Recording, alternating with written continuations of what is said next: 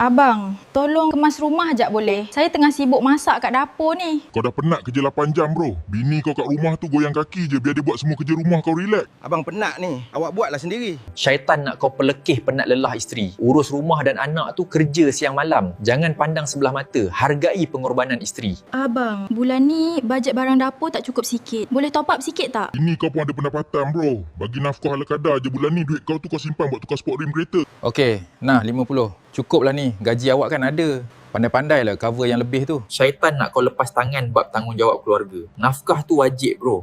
Jangan culas semata-mata sebab isteri kau berduit. Lawa betul awet TikTok ni. Pandai jaga badan.